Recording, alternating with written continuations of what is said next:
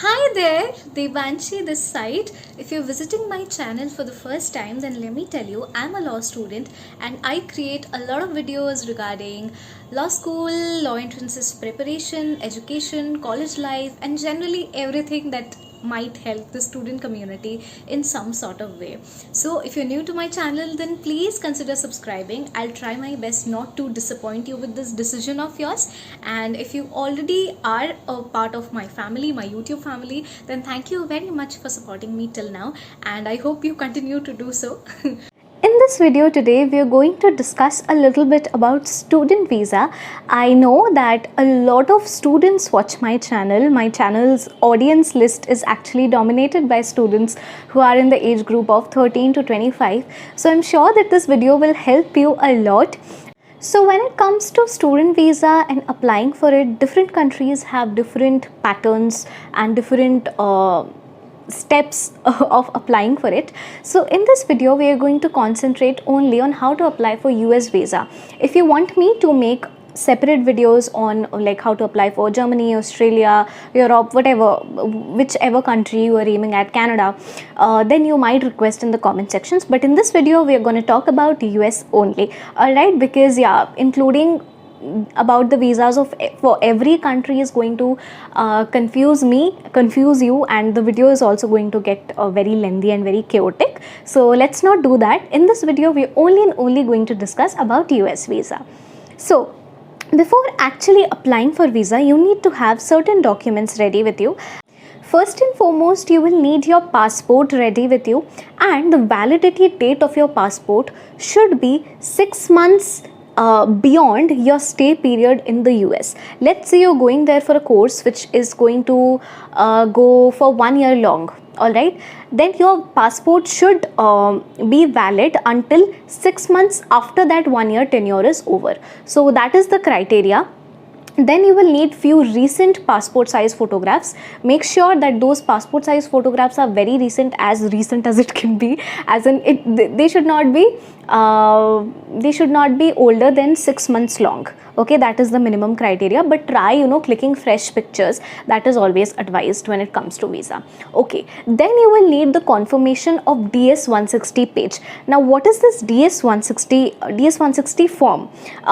What is this form? We are going to talk about this a little bit, not in much detail, but just to give you a little idea about this form and what it is exactly. DS 160 form is for online non-immigrant visa application. Non-immigrant simply means that you're not an immigrant of USA, you're just going there for your temporary educational purposes. So this is a form that you can fill in online. You can just type DS 160 form and you will easily get the results. And this form will be filled online only to the state website of the US. So you don't have to fill this form at one stretch, as in you don't have to fill this at one go in one day. Because why I am stating this, that is because this form plays a very important role, a vital role in you receiving your visa. So if you mess this form up, everything gets messed up. So you have the option to keep filling this form. You can fill this form within a span of 30 days. For example, today is the 9th of July. You start filling the form today, but there are a few documents that they are asking to you which you don't have at present, or there are a few details which you're confused about. You want to do your confirmation before actually filling the form. Then no worries. You can keep saving whatever information you're filling in that form. You can keep the progress intact. Save it. There is that option of saving your progress in that form itself, and you will have a period of 30 days. Let's say today is 9th of July. You will have a period of 30 days from 9th of July within which you will have to fill this form, so that you can fill it at your own time, with peace, with proper concentration, because this form is very important, like I said. And after you fill that form with all the details and whatever that is required, you will be asked to pay the visa fees. For an Indian student, the visa fees is somewhere around 10 to 11,000. Okay, and there are three types of visas: F1 visa, M1 visa, and J1 visa. Now we are going to discuss a little bit about all the three visas to give you an overall idea about what these visa types are and what are the differences between these three visas. The first type is F1 visa. F1 visa is considered to be a non-immigrant visa which allows international students to come to US to avail their educational facilities. This visa can be issued to you for 5 years. That is the maximum limit. Within those 5 years, you will have to complete your whatever education you're going there for. This visa allows you to study at all those universities, for all those courses which are approved by SEVP. The full form of SEVP is Student Exchange and Visitors Program. Then comes the M1 visa. This is a non-immigrant visa. Now the F1 visa that we discussed about, through that visa you can only do academic studying at the US. But in M1 visa you can do non-academic studies and vocational studies in the US. And this visa will be issued to you by the US government after you have been accepted by some community college or junior college there. So after you get your offer letter, you will be granted the permission to get the visa. You will understand all these processes by yourself when you actually start applying for the visa. Then comes the J1 visa, which is a visa for exchange programs of academic or cultural nature. Like I'm sure you must have heard, a lot of colleges have foreign exchange programs, like for 2 months, for 6 months, or for 1 year.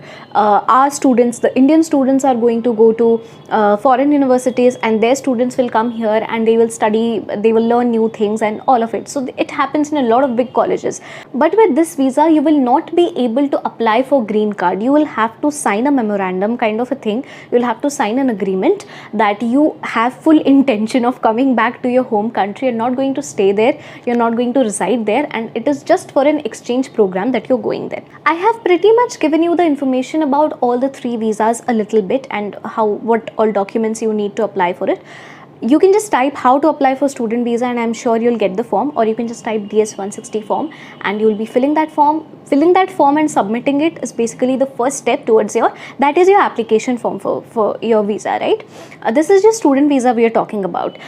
Okay, so alright, you don't need to hire an immigration agency or any agency for that, an individual private agent for that matter, to help you with your visa process. You can do it by yourself. If you don't have the financial capacity of actually hiring an agent, then you can do it by yourself. It's just that only perk of having an agent with yourself is that they are going to take care that you have all the documentations ready, which are going to be helping you to file your visa application, and they will be taking care of that. You will not have to do all that hassle. So that is a plus point of hiring an agent, but then you can do it by yourself. There is absolutely no restriction as in you need to hire an agent to apply for visa. That is one. Now you might be thinking that what is the minimum time limit during which you can you can get your visa. After a period of like 2 to 3 weeks, you will get an approval. If your visa application has been approved, you will get an approval from the authorities through your mail. You must have mentioned your mail ID in the form. So by that process, you will be receiving a confirmation or a declination for whatever reason they state. And of course, there are other things that you will need to consider as well, like whatever course you're applying to, because different students have different course requirements. Some people might go to study medical, some people might go to do their PhD, for higher studies, for law, for MBA, whatever that is. So you will need your SAT scores, standardized test scores for whichever university you're applying to. In the US, your IELTS scores will matter a lot. After your visa has been approved, you'll go through a visa interview as well. So all those things will happen after your visa approval has come. But I think in the form itself, they will ask you about your IELTS score and your SAT score. I think that is the case. So yeah, pretty much given you all the information. Anything else? Yeah, so your age does not really matter for applying for visa. There is no age limit. It's just that as long as you have offer letter for an American university, you have it as a proof that yes, I have been accepted to this university. You need nothing as an age, like there is no age bar. There is nothing like age limit for applying for student visa. You can be 20 years old, you can be 45 years old, it doesn't matter. One last thing, if you do not have sufficient finances to to support your education in the US, then you will in that form only there will be a column called sponsor's name. So that section is particularly for the person who will be sponsoring you to study abroad. Okay, it can be your any relative, your friend, whoever that is, who is sponsoring you, who will be taking care of your expenses there, your studying expenses basically. You will have to mention that person's name in that form, because they also ask you for a bank statement to see that if you are actually someone who can avail the who is actually capable of availing the services, because we all know that education outside India is very expensive, especially in the US. Not exactly outside India, but yeah, in US it's very expensive. So pretty much that's it. Yeah, I don't think I have anything else left to say. So that is it for this video. I hope it gave you some idea about the student visa and its process and the types of visas and everything. If there's anything else that you want to ask me about, put them in the comment section, and you can also suggest me some other ideas, some video suggestions that you want to know about, and I'll try creating it for you. That was it for today's video. Thank you so much for watching, and if you've watched the video till now, I'm sure you have learned something from it. It has helped you in some sort of way. So please give this video a like and consider subscribing to my channel. Sorry. Bye.